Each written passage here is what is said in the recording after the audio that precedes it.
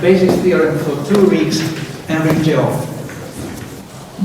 I also want to thank the organizers and the committees for the work that we've done and they're still doing. This is not really a talk about category theory. It's motivated by category theory. Sorry to be a pain. Can those lights be turned on? The ones, the spotlights that look like they're spotlights from the board?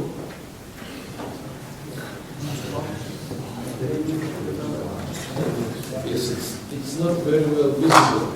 It doesn't matter. Is this better? Yeah. So I was saying that the talk is a little bit of commutative algebra. It's about this grid geometry that Lear sketched in 2008. I think it was conceived both as a realm of application for axiomatic cohesion and also as a source of inspiration for it. It's about coextensive categories and how they give rise to cohesive toposes, pre-cohesive toposes of spaces. As usual,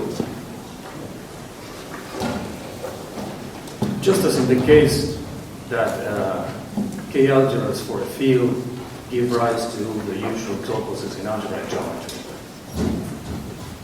But we know much about K-algebras for a field, but we don't know that much for an arbitrary coextensive category.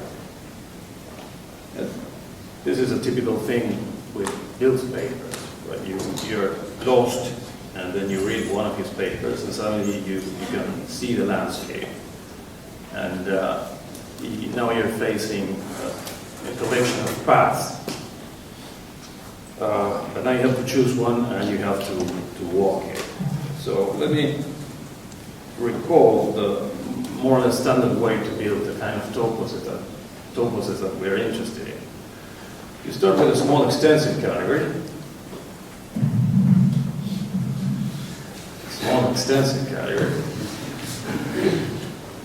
And extensivity determines a subcanonical topology on that category, such that the unit embedding, not only the restricted unit embedding, not only preserves finite limits, but also finite coproducts. And so you have your, I should call intuitively, this small extensive category is a category of primitive spaces, and extensivity allows you to put it into huge topos with the right properties. But if you want further colimits to be preserved, you can restrict to further subtoposes. But let me insist, extensivity allows you to give this first step of getting your category into a topos in such a way that the good coproducts that already exist are preserved. The kind of result we expect is something like simplicial sets,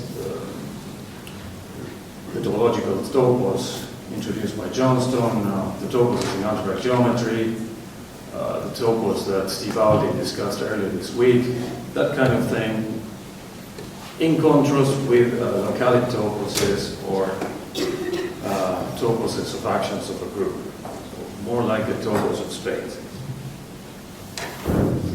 Now, it doesn't always work. So let's look at a sufficient condition for the resulting topos to have more of a nature of a topos of spaces. The sufficient condition says that if every object in the site is a finite coproduct of connected objects, then your topos is essential. And intuitively, this says that you have essentiality means that the inverse image has a left adjoint.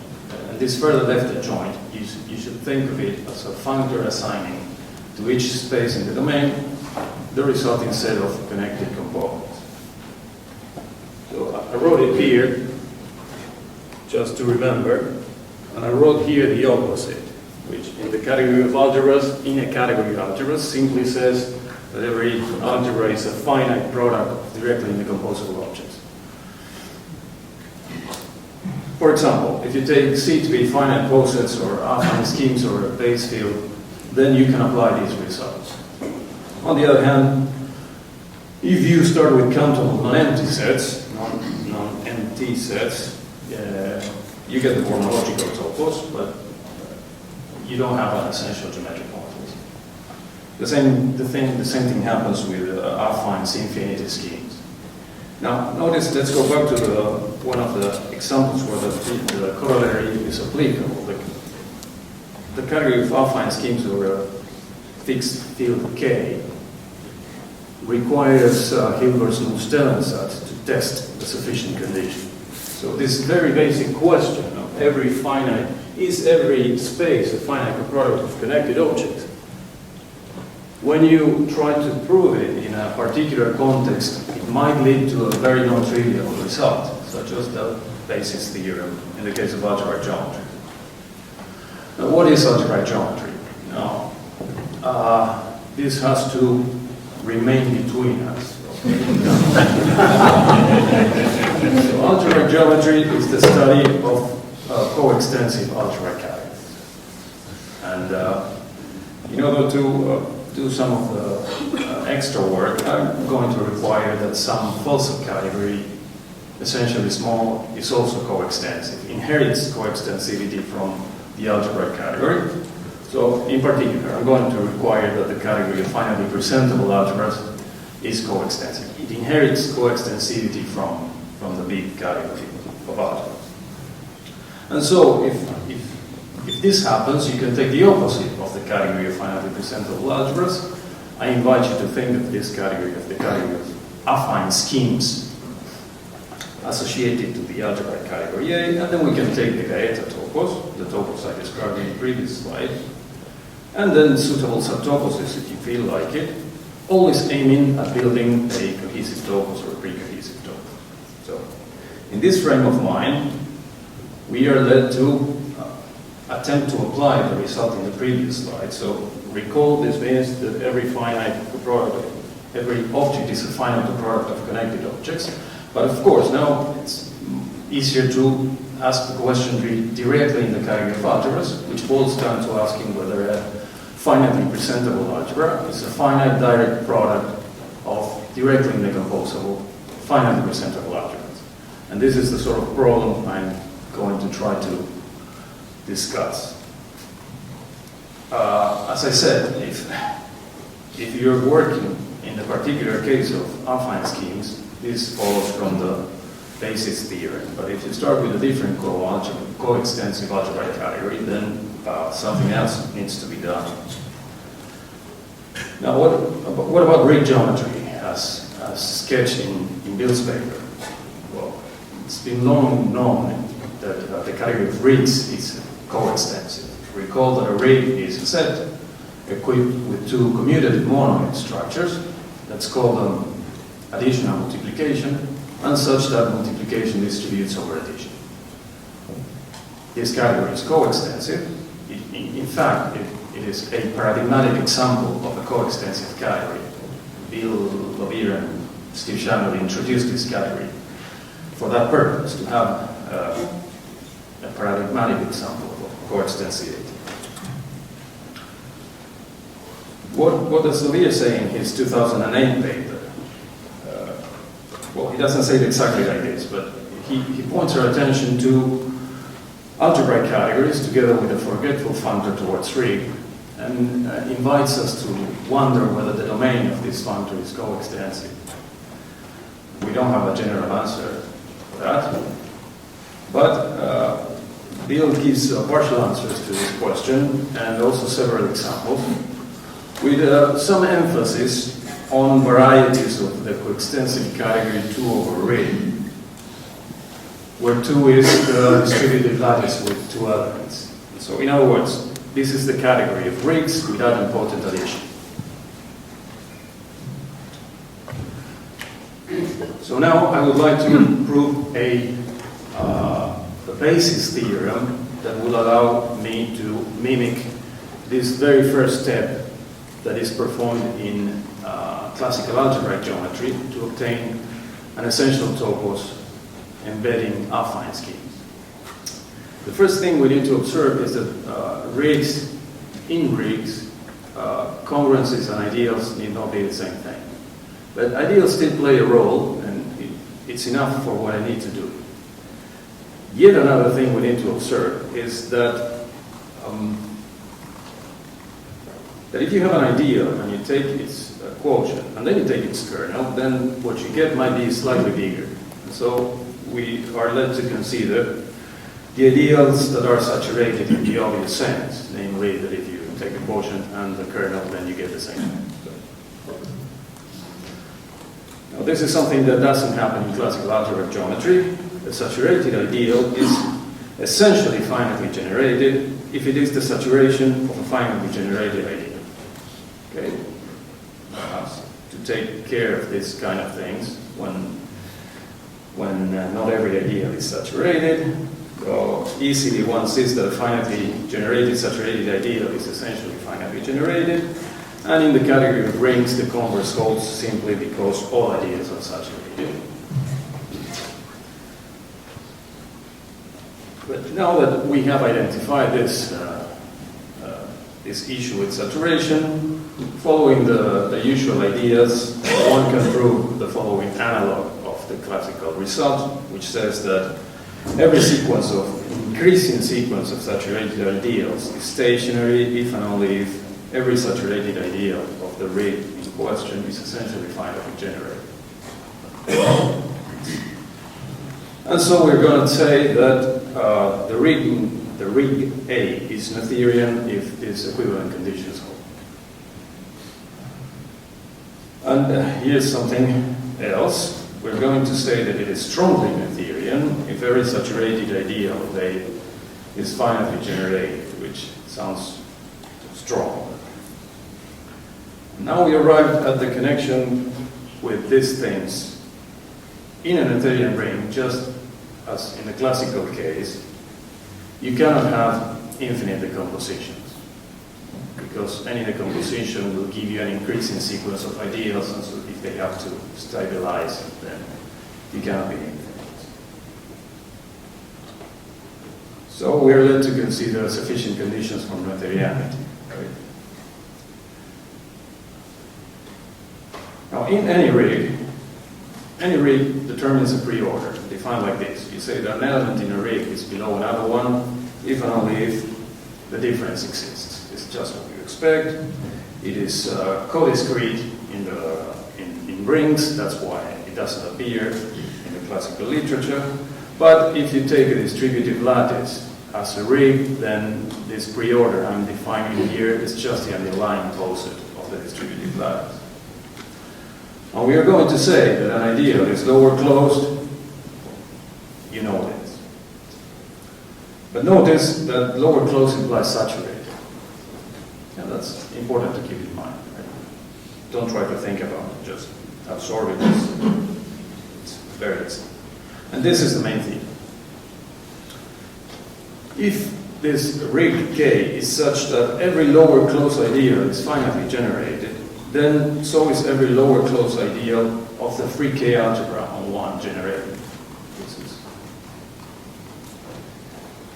This is a basis theorem for rigs where the order plays a role.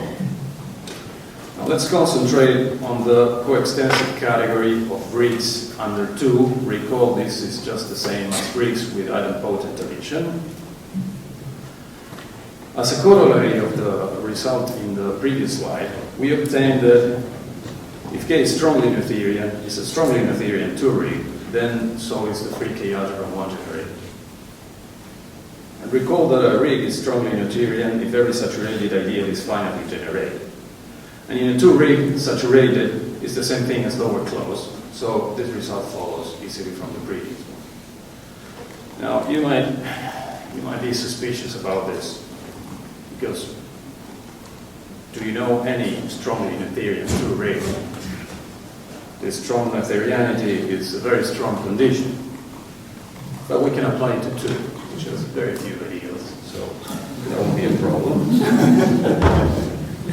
And so we deduce that every finitely generated 2 rig is a finite product of directly indecomposable finitely generated 2 rigs, which is this condition on the category of finitely generated two rings. Now, in the classical case, we know that finitely generated implies finitely presentable. We don't know if that is the case for finitely generated two rings. So I had to take a shameful detour in order to prove that every finitely presentable two ring is a finite product of directly indecomposable finitely presentable two rings. It can be done. And so as a side comment, let's use this to prove an analog of the classical classifying results that we know from algebraic geometry. You know that in among rings, direct product decompositions are in bijective correspondence with idempotents. Now, in a ring, direct product decompositions are in bijective correspondence with complemented elements. And so we're going to say that a ring is co-connected if this sequence holds, which says that if you have a pair of complemented elements, then one of them has to be zero. This is the correct analog of having no idempotents other than 0 and 1. As a corollary, we get the classifier of co-connected two rings is precohesive over sets. Well, the lemma here in this slide implies that every object in the extensive side of affine two schemes, if you like the name, is a finite coproduct of connected objects. So we get essentiality from there, and then the rest of the axioms for precohesion follow from other reasons. Let me not discuss that. Trust me, it is precohesive, just as the Gaeta topos for an algebraically closed field.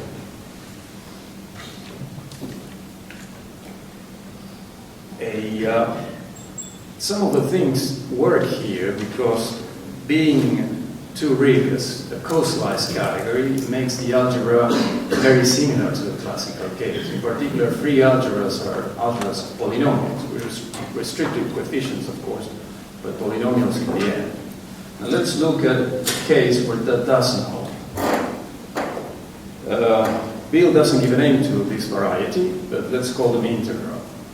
The variety of integral rings is the full subcategory of two rings such that 1 plus x equals 1. So, of course, this implies that 1 plus 1 equals 1, so it is indeed, these are indeed two rings. But moreover, now the fact that 1 plus x equals 1, what it's saying is that the partial order has a top element. And free algebras are not algebras of polynomials anymore. They're different. But the classifier of co-connected I-rings is again precohesive. And how do we do this? Again, let me concentrate just on essentiality. What you observe is that the reflection of two rings into integral rings has enough good properties so that this finite, that this on the algebraic side, finite decomposition translates from the domain of this left adjoint to the codomain. And so it's just inherited from two rings thanks to a good reflection.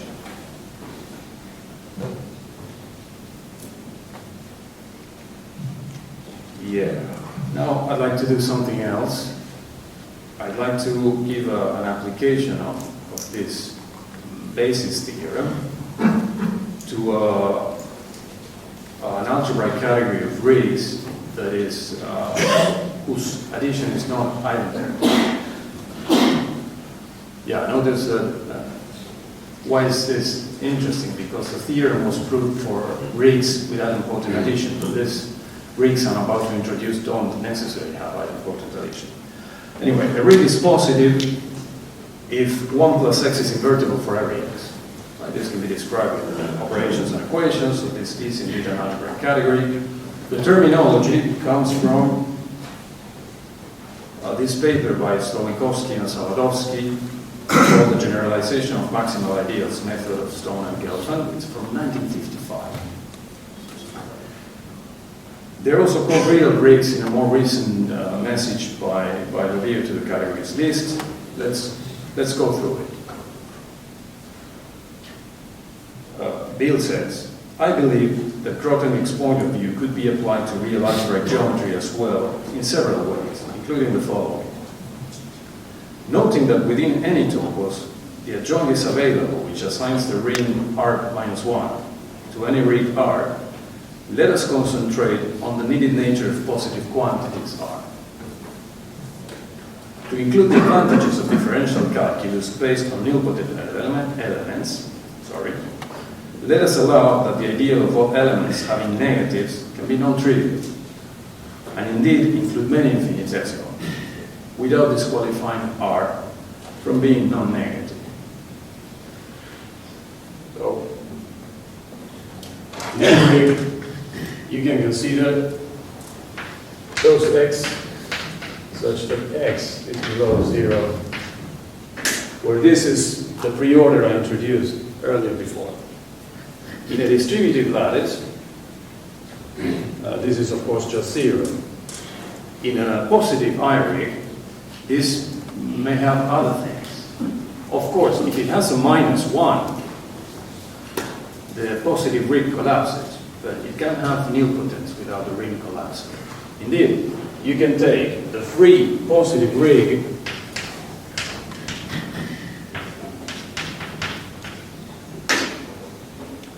and it won't be trivial.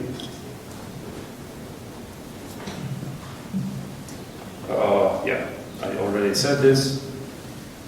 And the final result is that the classifier of co-connected positive rigs is essential. And of course, the idea is to establish this condition in order to apply the result in the beginning. And how does this go? Well, first I should say something. Let's see if I have the time. In a positive rig, the conjunction of negative and complemented implies 0. So, if you are in here, you cannot be complemented. Now, again, we can take the reflection of a positive rig into an integral rig, and then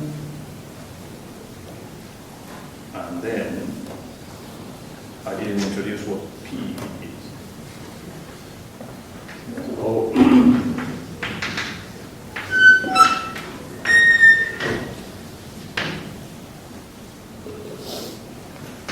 This functor assigns to any rig the Boolean algebra of its complemented elements.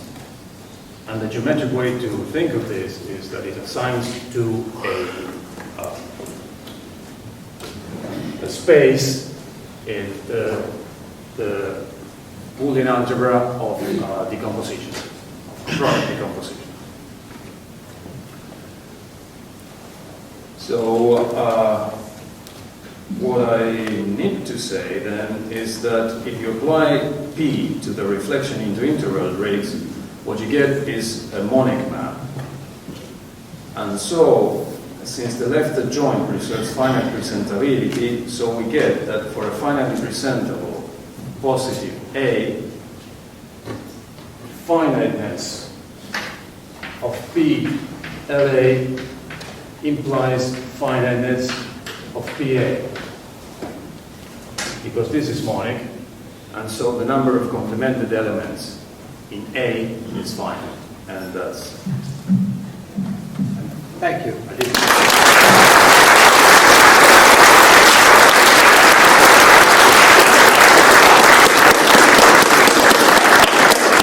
Before I let you ask questions, keep in mind that there are at least 2 announcements after the end. So, are there questions? Tom. Thanks for your talk. I remember Bill promoting the viewpoints that 2 should be considered as a kind of honorary field, because among all rigs, the ones that have no non-trivial quotients are exactly the fields together with 2. Do you think that your work validates or invalidates that viewpoint? I think it validates. So what do you think is the strongest further evidence for that view? Huh. Two is not a field. No, what the result Tom is referring to is the fact that in the category of rings, the simple objects are the field and two. And if you start with two, pretty much, let's see, up to the Zariski topos, everything behaves as if it was an algebraically closed field.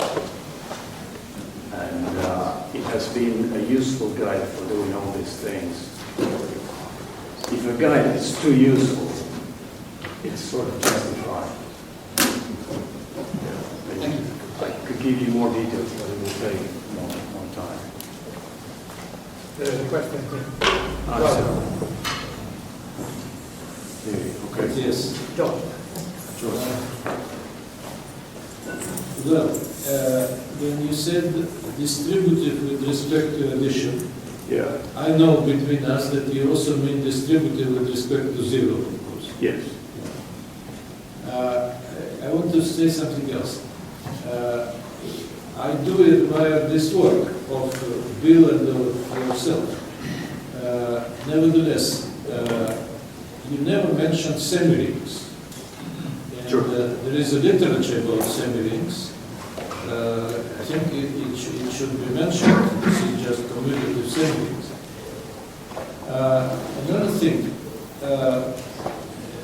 is your factor P has an interesting friend, which is a functor from rings to Boolean rings, where you use another two, which is a field. Right. And these two things are parallel in a sense, and there is also a way to combine them using three. And three is embedded into product of your two and the other two. But that's a separate story. I hope to discuss this later. Yeah, concerning semi-rings, it's always a complication because they have a huge amount of literature. There's no preferred choice of terminology. Maybe I should have said that a rig for me is a commutative, unitary, semi-rig with the possibility of an empty one, and it gets really complicated. You all know, you've all seen one definition of semi-rig, maybe more than one, and you know how to place the definition of rig into that context, and they know a lot more about their structures than I know about rigs. But there's this feature that needs to be emphasized. The important thing about the category of rigs is not just that it is a subclass of semi-rigs, it's the fact that it is coextensive, and that's something that semi-ring theorists don't pay much attention to as far as I can see. It wasn't meant as a disrespect to the community of semi-ring theorists.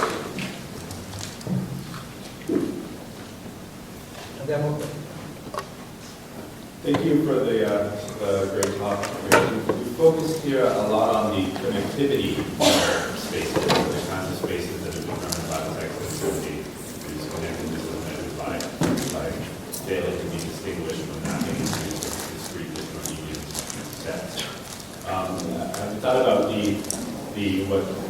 the usual algebraic geometry begin, which is in the notion of openness determined by invertible elements in a ring, namely the condition of difference locality of the vertically topology.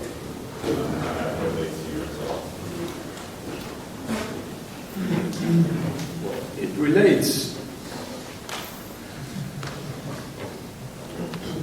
relates in the sense that the sort of thing you are discussing appears when you want to move to a subtopo. But you build this first step associated to your extensive category, and then you observe that the affine line you have there fails to be lower. And so you force it to be using your topos theoretic techniques, and you observe, and you get the Zariski topos. Things play a role. If you want to understand what the Grothendieck topology is that you have come across after forcing locality of your affine line, this is where the algebra of localizations appears. But it shouldn't be basic, in my opinion. It should come up naturally from a geometric intuition. Do you think the pre-cohesion result would extend to Zariski? Meaning, Like Can we the leave this? toposes are pre-cohesive with the Zariski topos? let me just say this. Zariski topos, the Zariski topos is pre-cohesive. For an algebraically closed field, it's pre-cohesive always. I'm sorry, but I think we should stop here. It's certainly the discussion can continue afterwards. Let's think, Matías.